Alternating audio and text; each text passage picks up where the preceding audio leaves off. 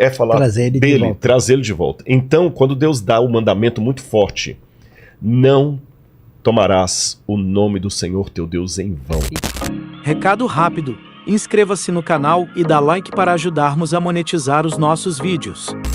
Essa é uma discussão longa. Respeite a minha... É muito mais do que pronunciar ou não pronunciar. É lógico que os judeus, um rabino aqui, ele jamais ia pronunciar mesmo Yahweh, ele ia falar Hashem, nunca. Até para escrever com letras latinas, ele vai escrever Deus, vai D, apóstrofo, eu o sempre S. vejo isso. D, Né? Por quê? É que a tradição judaica, como ela se desenvolve, ela colocou a lei e a interpretação da lei num ponto tal que ela acaba sendo... Não é que você guarda a lei simplesmente para que você... Isso. Não, sem E. Sem E. Ah, sem o E? É assim. D, tracinho. Isso. Pode ser assim. Assim? Exatamente. Isso. Mas, por exemplo, isso que você fez aqui já não poderia na mentalidade judaica, porque você escreveu e apagou o nome. Ah, não pode? Ah, tá. Desculpa, Deus. Desculpa. Não, mas isso é interpretação rabínica. Tá bom. Então, você tem aquilo, você colocou uma cerca em torno do mandamento de tal maneira que vai que tem alguma chance de você não fazer isso adequadamente, então é melhor tentar acertar pelo máximo, não deixar nenhuma brecha. Se existe alguma maneira de tomar o nome de Deus em vão, então quer saber de uma coisa? É melhor nem falar. Sim. E aí o que acontece? O nome, o tetragramaton, nem pensar de mexer com ele de jeito nenhum. Então você fala Adonai e os mais puristas vão tentar dizer Hashem o tempo todo. E a coisa chega num ponto que a palavra, que nem é nome de Deus, que é Elohim, eles chegam a dizer Eloquim. Eles mudam a letra para usar uma expressão que nem existe teoricamente na língua. Os americanos falam oh my gosh, né? Exato, é mais ou menos a mesma coisa. Eu acho que o my gosh é mais irreverente em inglês. Não, é mais irreverente, mas para algumas pessoas é respeito mesmo, para não falar. Eu sempre entendi como irreverência. Se eu for falar alguma coisa, pelo menos não pode dizer isso. Agora, a discussão em torno disso, eu não sei para que direção que o Rodrigo vai entrar aqui na questão da hermenêutica, ela tem esse sentido de você não falar o nome de Deus inadequadamente, que a tradição rabínica construiu por aí, mas tem outras duas ideias interessantes. Uma delas sugere que é levantar o nome de Deus, por causa do tomar que pode ter essa leitura, e com o sentido que quando eles levantassem o tabernáculo, levassem as coisas onde estava a referência da presença divina, eles fizessem isso pelos motivos mais adequados e corretos. Eu não acho que seja o caminho mais adequado. A famosa teologia do nome, que eu também não concordo com ela. A outra sugestão é que você não use o nome de Deus de maneira indevida.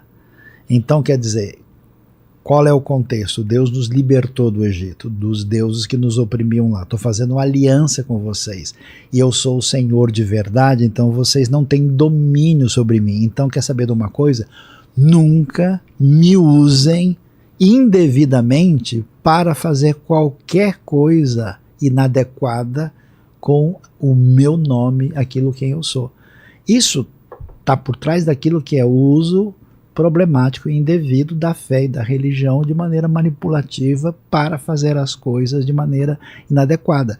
Quando você trata Deus como se fosse um ídolo. Amuleto. Como você trata como um amuleto. Então vocês entenderam como funcionava no contexto pagão? Pô, os caras fizeram o bezerro de ouro lá com Arão e todo mundo. Então nunca façam isso com relação a Deus. O nome de Deus só deve ser utilizado naquilo que faz sentido em relação ao próprio Deus. De certa forma, a mesma coisa que acontece com o nome de Jesus. Tudo que você deve fazer como cristão deve ser em nome de Jesus. Nas palavras de Colossenses, tudo quanto fizerdes, façam em nome do Senhor. Isso quer dizer, façam aquilo que é do agrado do Senhor, o que o Senhor faria. Então a pergunta é, você se submete a Deus, e como é que a gente tem acesso a quem é Deus? Através do seu nome. Ou então você entra por um caminho complicado. Não é só uma questão de você. Claro que a maneira como você Eu acho complicado. Por exemplo, hoje esse pessoal usa Deus como interjeição, né? O cara bate o pé, não sei o que lá do céu, né? Então eu não acho que é legal, porque você não faz isso, né? Bater o pé aqui, oi Vilela, né? Oi Rodrigo, não tem isso, né? Ninguém faz isso com o nome de ninguém, então não é a coisa mais legal.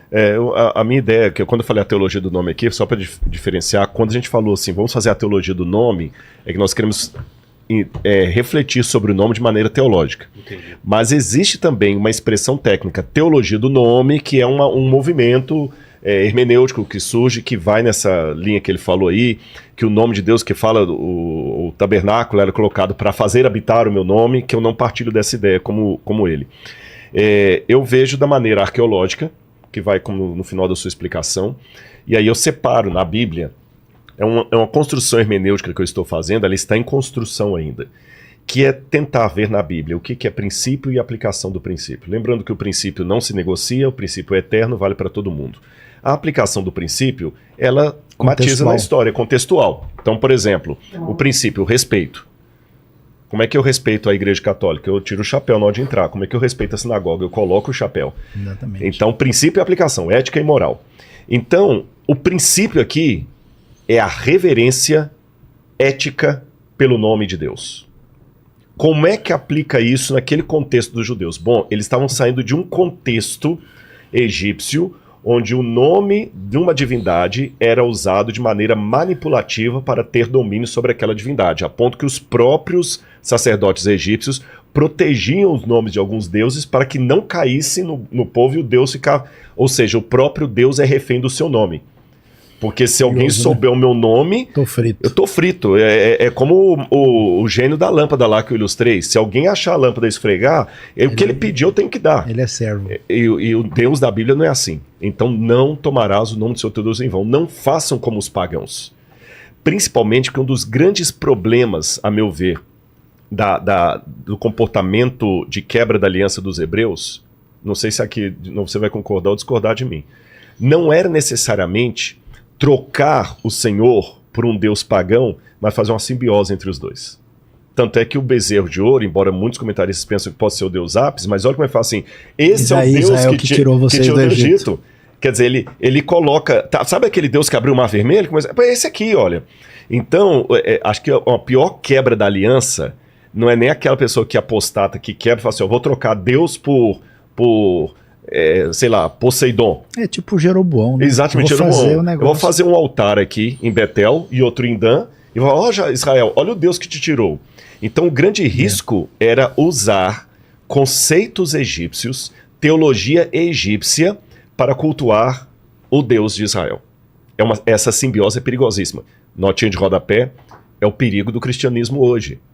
As pessoas hoje, o grande problema de apostasia do cristianismo hoje não é que as pessoas estão trocando Jesus por outras coisas. Eles estão refletindo sobre Jesus a partir de conceitos de outras referências. Entendi. E Jesus virou um cara. Então, nesse aspecto, eles tinham isso. Agora eu tenho que fazer o exercício. Se para eles o risco era aquele, o que significa para mim hoje o risco de tomar o nome de Deus em vão? Lembrando que isso é tão sério que no Pai Nosso, uma das primeiras coisas que Deus fala assim, santificado seja o teu nome. Então, é questão simplesmente de escrever ou não escrever o nome de Deus, como os judeus colocam, pronunciar ou não pronunciar. Eu me pergunto agora de maneira ética, muito particular, quando eu estou vendendo o meu carro, você entendeu? Ele tá para bater o motor.